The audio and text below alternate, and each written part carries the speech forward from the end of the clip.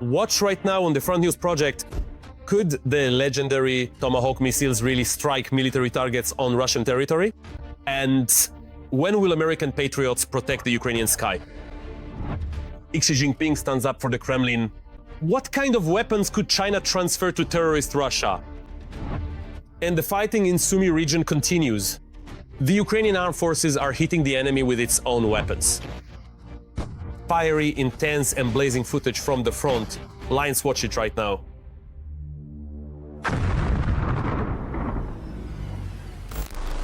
This is the fourth year of the full-scale war that Putin's Russia started on Ukrainian soil.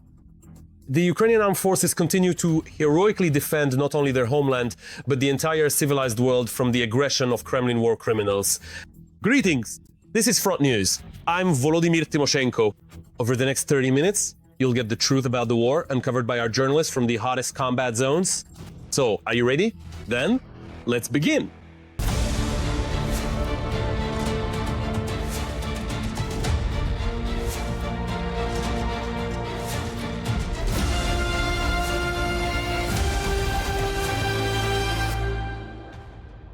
And we are starting right away with exclusive material. US President Donald Trump is considering the option of supplying the legendary Tomahawk missiles to Ukraine. Putin immediately, to put it mildly, got very scared and ran to ask Xi Jinping for protection. And what do you think happened? Xi is now openly starting to stand up for terrorist Russia. The leader of China has announced that he will increase military support for the Kremlin in its war against Ukraine. And in general, the main Kremlin terrorist has rejected Trump's ultimatum and is preparing for a new escalation in Ukraine. Which regions of our country are in the highest danger zone? We'll tell you more about that next. And by the way, the EU is now openly saying Russia is increasing its use of chemical weapons on the front lines, which are banned by every possible convention. Let's look at all the details. They're capable of striking targets deep behind Russian lines. The United States may provide Ukraine with Tomahawk cruise missiles.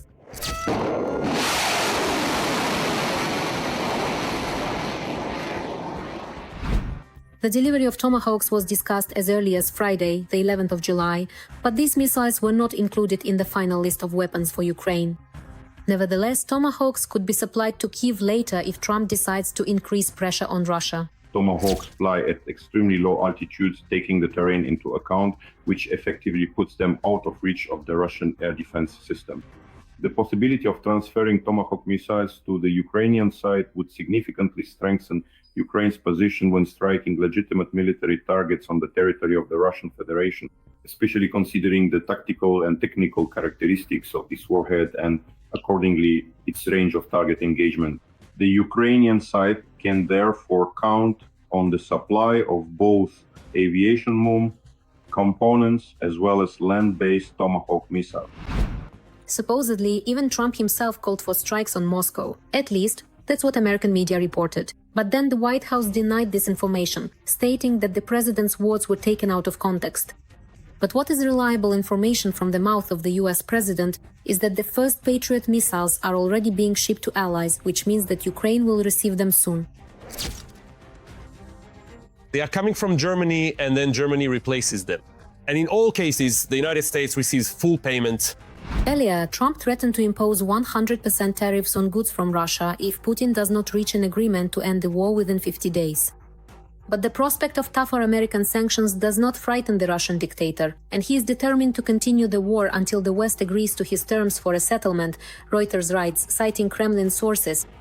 These are political statements from the Russian leadership, but the practical reality suggests the opposite. This is the visit of Foreign Minister Lavrov to the People's Republic of China at a time when there is a need to diversify supplies and goods, and accordingly to seek economic assistance from the People's Republic of China in light of the possible consequences of American sanctions.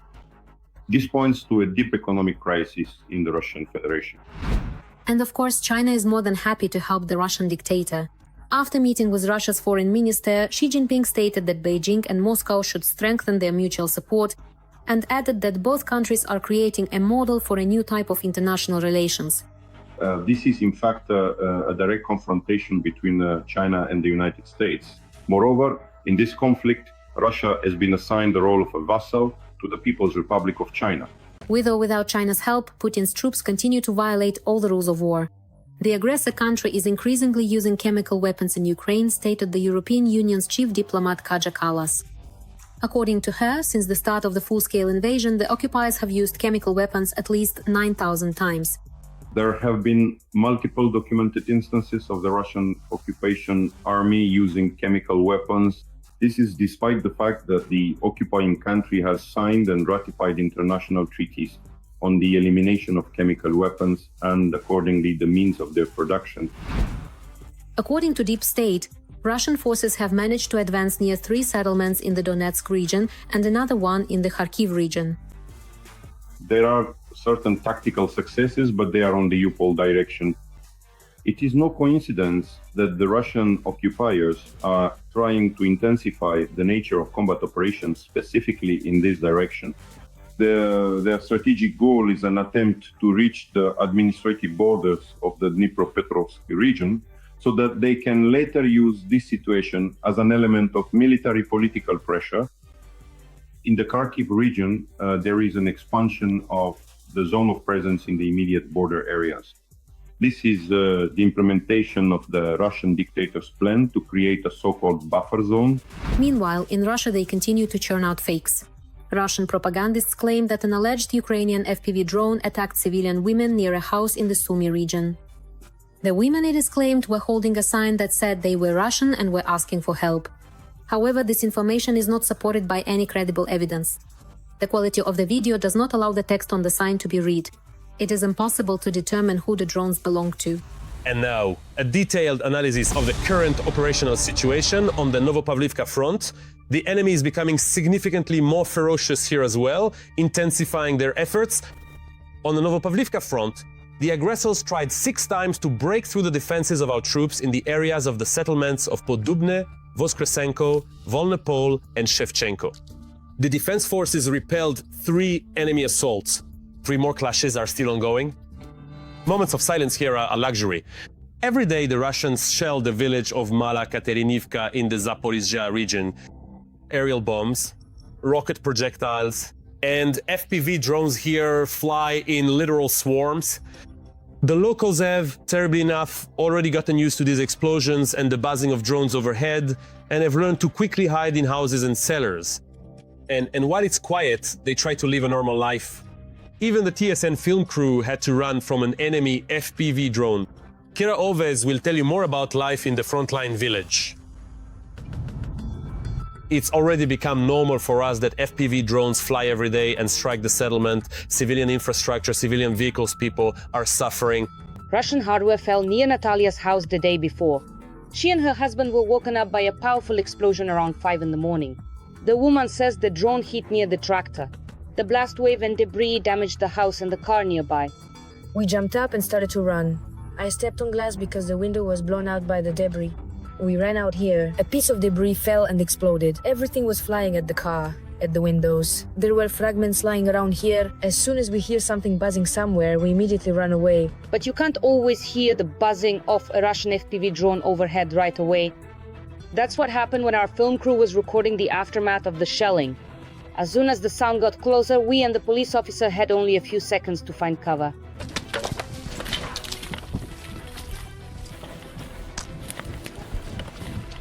Catching our breath and making sure there was no threat to our lives, we moved on. These are the conditions a community police officer has to work in every day. Before heading out, said he puts on a bulletproof vest. He always has a helmet, a tourniquet, and a device that signals when Russian drones appear on the horizon. It intercepts the signal from an enemy drone and lets us know whether it's nearby or not. It can even intercept and display video from an FPV drone. In addition to small FPV drones, more dangerous lightning drones also fly here. One of those hit the village elder's house just last week. All the windows were blown out, the doors too, and they're so heavy, wooden ones, they were just torn off and thrown into another room. There was also this big heavy ladder. The 2 of us couldn't even lift it. I started looking for it, couldn't find it, it had been thrown all the way up onto the roof of the shed. In Mala Katerinivka, out of 3,000 people, less than half remain. Among them are 200 children. So far, a forced evacuation has not been announced in the village, but the situation is getting worse every day, says Lyudmila. We've already survived shelling with glide bombs. We have a street that was completely wiped out. A woman was killed. We really don't want to wait for more consequences like that. That's why we really hope the regional military administration will assess the situation more thoroughly. Because of attacks by Russian drones, rockets and guided bombs, the once lively and bustling streets of Mala Katerinivka are now deserted. It's very noticeable. See, as we drive down the street, there's no one around at all. Well, these are our neighbors here. It seems we're still here. No one has left yet. But if you go outside to the store, there are hardly any people on the street. Every day something flies by, if not here, then somewhere else. It's very frightening. It's especially scary at night. When it flies, it buzzes over the house, and you have no idea where it will fall. Despite all this, people support each other, plant gardens, take care of their pets, and help neighbors repair what's been damaged by attacks. And they are eagerly waiting for peace to come to their village. And now let's move to the long-suffering Pokrovsk direction of the front. The enemy army's bloody rampage continues here as well. In the Pokrovsk direction, Russian invaders made 28 attempts to push our defenders from their positions in the areas of the settlements of Poltavka, Novoekonomichne, Lisivka, Novokrainka, Zverevo, Udachne, Muravka, Alexievka, and towards Pokrovsk and Novopavlivka. The defense forces are holding back the onslaught and have repelled 25 enemy attacks. 3 engagements are still ongoing. Continuous assaults. Some enemy groups are being destroyed, while others keep pushing forward. The Russians have no pity for their own. In the Soledar direction, the enemy is intensifying attacks, trying to advance at least somewhere. If before duels in the fields were between artillery, now they are in the air between drones. We present to your attention a report from Donbass by TSN correspondent Ruslan Yarmolyuk. While the gun is being prepared to fire, the soldiers are aiming using fresh coordinates from our aerial scouts, who have identified a target near Soledar. They're trying... They tried there, but it didn't work out. They moved to another direction, but they advance in groups of 3, 4, sometimes 6, even 9 people. There are many enemies. They move in from several directions, on foot in bad weather and on motorcycles when it's dry. The enemy is driven by deadlines and blocking detachments. Can we say that they care about or protect their personnel? Number. In most cases, when we see their forward groups perish, the next ones just follow right after them. This could be one or more groups. In other words, if they have a task, they push it to the limit. To detect the enemy and keep them from getting close to our fortifications, our birds are on patrol in the air. The lives of the infantry are at stake, so our crews are in the sky around the clock. We detect their FPV drones and wings flying at distant lines.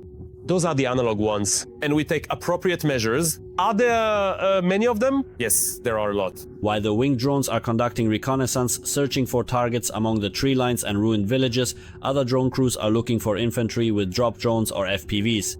These days, people fear drones more than snipers. I mentioned that the enemy abandons their comrades and runs from the drone, leaving them behind for a long time, right on the roads. That's why they aren't retrieved. They rot there, people walk right around the corpse on well-trodden paths, go around it, drive around it, and the bodies are not returned to their families. In the Soledar direction, the enemy is constantly rotating their personnel. There are more attacks now, and enemy soldiers who have been trained to counter our drones are being sent into battle. The number of assault attempts has increased along the entire line of responsibility of our brigade. In other words, every day and every night we try to catch them. Very often we spend several days just trying to find where they've slipped away to. Our howitzer fires at the coordinates of the grove where the enemy is gathering. The gun is quickly camouflaged again because their drones and shells come flying in response. Because of the large number of drones, we often have to get off the road and hide in the bushes, since something is flying overhead and you don't know if it's our drone or not. Especially here, right near the line of combat engagement, where drones operate 24 hours a day. At the moment, drones are hindering both our logistics and the enemies. If before there were artillery duels in the fields, now it's drone duels. This is already a drone war. Both they and we are already struggling with logistics. Both they and we are switching to ground-based robotic systems. Drones will fight against drones and pilots will gradually become obsolete. Artificial intelligence will gradually start to replace us. This is the war of the future, which we are witnessing with our own eyes. And even though drones are gradually pushing soldiers off the battlefield, for now they are irreplaceable. That means our guys on the front line constantly need reinforcements, both in equipment and in new personnel. Well then, now it's time to analyze the operational situation on the Kupiansk and Lyman fronts. The Russian world continues here as well to destroy, kill and maim. On the Kupiansk axis, Russian occupiers tried 3 times to break through our defenses in the areas of the settlements of Kupiansk, Zelenigai and toward Peshanu. On the Lyman axis, the invading army carried out 12 attacks on the positions of Ukrainian units near the settlements of Novopavlivka, Kharkivka, Karpivka, Zelenaya Dolina, Kolodyazi, Serebryanka and toward Shandriholov. 5 clashes are still ongoing. An unexpected turn for the occupiers, a robot from the main intelligence directorate of Ukraine opened fire on Russians in the Sumy region. Additionally, Ukraine has begun producing special cartridges to combat the aggressors' FPV drones. They can hit drones at a distance of up to 50 to 60 meters. At the front, Putin soldiers are also failing to carry out their leadership's orders. The Russian summer offensive is slowing down, but at the same time, the aggressors have increased their assaults on the islands near Kherson. Additionally, Kim Jong-un, the North Korean leader, has promised Russia unconditional support in the war against Ukraine. More details in our report. Fury in action. A combat ground robot from the main intelligence directorate destroyed Russian invaders with a machine gun in the Sumy region.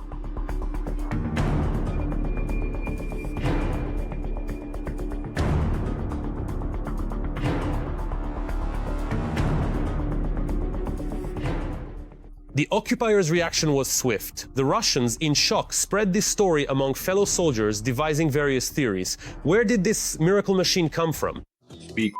It's a robotic vehicle driving along the road, firing a machine gun like a turret. Yeah, basically. Well, the Germans left this robot on the road and it was shooting. But that's not all. The occupiers can expect more surprises from the Ukrainian armed forces. Ukraine has started producing special ammunition for shooting down drones, which can be used with standard automatic weapons. The Brave One Defense Initiative demonstrated how it works.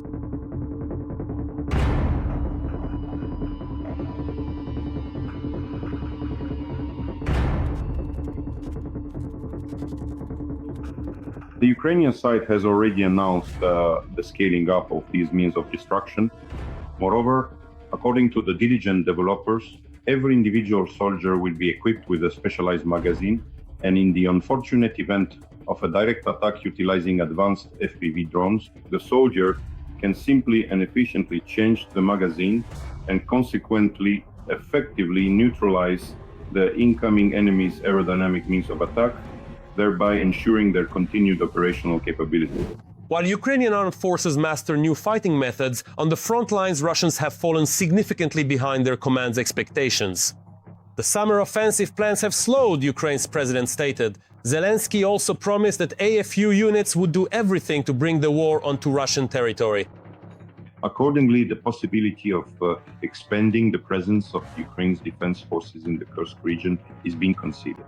At the moment, fighting is taking place in the Glushkovsky and Tverkinsky districts, and thanks to the successful actions of the Ukrainian defense forces, about 50,000 operational reserves of the Russian occupation troops have been blocked. In addition, the possibility of expanding the presence of the Ukrainian defense forces in the Belgorod and Bryansk regions is also being considered. However, the enemy continues to advance. Over the past week, Russian invaders have increased the number of assault operations in the Pridniprovsk direction, including in the Kherson area. There has also been an increase in drone strikes and shelling of the right bank of the Dnipro. The goal is to capture certain bridgeheads and keep them under control. This is the so-called 1,000 cuts tactic, meaning simultaneous strikes in several directions to divert the operational reserves of the Ukrainian defense forces away from the main axis of the occupiers' offensive, which is the Donetsk region specifically, the Pokrovsk, Novopavlivka, and Kostiantynivka direction. That's why the occupiers are also trying to expand the theater of operations to include the Sumy, Kharkiv, and accordingly Kherson regions. Meanwhile, Germany has announced that it will no longer supply Ukraine with its own Patriot systems because the Bundeswehr has only 6 left. But Kyiv has an alternative. At the moment, the United States has stated that it will provide Ukraine with the necessary number of Patriot systems, provided they are paid for by our European partners. Moreover, Germany has stated that they are in negotiations with the United States to purchase Patriot air and missile defense systems for Ukraine's needs and are ready to guarantee their payment. Russia is also building relationships with so-called partners. During a meeting with Foreign Minister Sergei Lavrov, Kim Jong-un stated that North Korea is ready to continue unconditionally supporting all of Russia's measures to resolve the situation in Ukraine. According to South Korean intelligence, the Kremlin has received more than 12 million munitions from Pyongyang. The North Korean Air Force does not have the capacity to produce such a quantity of artillery shells at once. But it is important to note that North Korea is currently one of the largest and most significant suppliers of various military armaments and essential personnel for the Russian Federation. This extensive supply includes, accordingly, advanced ballistic missiles, specifically the formidable Hwasong system, which is widely recognized as the North Korean equivalent of the Russian Iskander missiles, as well as multiple launch rocket systems, robust tube artillery, and perhaps most critically and first and foremost, a substantial number of highly trained personnel, particularly from the elite assault corps of the Democratic People's Republic of Korea, DPRK Army. In June, it became known that North Korea began building the largest military factory in its history. It is possible that most of the weapons will be sent to Russia.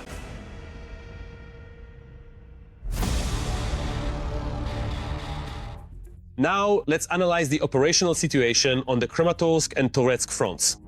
Let's be honest, this is yet another sacred goal for Putin and his entire pack. Accordingly, the situation here is also extremely tense. On the Krammatsk front, Ukrainian defenders repelled 4 enemy attacks toward Stupochki, Bilahora, and Pretekine. On the Toretsk front, the enemy carried out 6 assault actions in the areas of Sherbinivka, Petrovka, Rusinova Yara, and toward Pleshivka. One battle is still ongoing. And now, some positive news from the front. The armed forces of Ukraine have recaptured part of the territory near Pokrovsk in the Donetsk region. According to the Institute for the Study of War, the Ukrainian armed forces have advanced south of Udakhne. Although fierce fighting continues and the Russians keep attacking in several directions at once, Chernihiv, Sumy, Kharkiv with artillery, drones, glide bombs, and intercepted enemy drones that we are now using against the enemy, TSN Weekly military correspondent Andrei Tsaplienko took a closer look at what is not shown at military parades, using the example of one Greenberry unit that stretches along the entire northern border. Garmata. Ukrainian military officials claim that the situation in the Sumy direction has become a little calmer this week. But this does not mean that the Russians have stopped storming Ukrainian positions. And now the artillerymen and border guards are trying to stop one of these assaults? The border detachment Steel Border has all the elements of a full-fledged brigade. Units of the 15th Detachment are deployed along almost the entire front, but the north and especially the Sumy region are a priority. Things are going a little easier now. We have stopped the enemy's advance. Steel curtain. The steel border holds. If you look at the map of the deep state, that small piece is exactly the piece where the border guards of the steel border are protecting our country today. And they really stand as a steel border in this area. Moreover, the enemy is stopped here by a museum weapon, the BS-3 cannon from 1944. These usually stand as monuments. And what are its advantages? Long-range rifle barrel. That's what gives it its range, I take it? With their old cannons, the border guards destroyed an enemy self-propelled gun and enemy fortifications several kilometers from the front line with sniper-like precision. The enemy is searching for these gunners with drones. We can sense that. We can hear it in the sky. It could be UAVs or some kind of Jaren or Shade. Got it. Target down. Here's a Jaren drone that was just shot down, a cheaper version of the Shahed. It's unusual because Jarens are usually white, but this one is black, so it's harder to spot at dusk.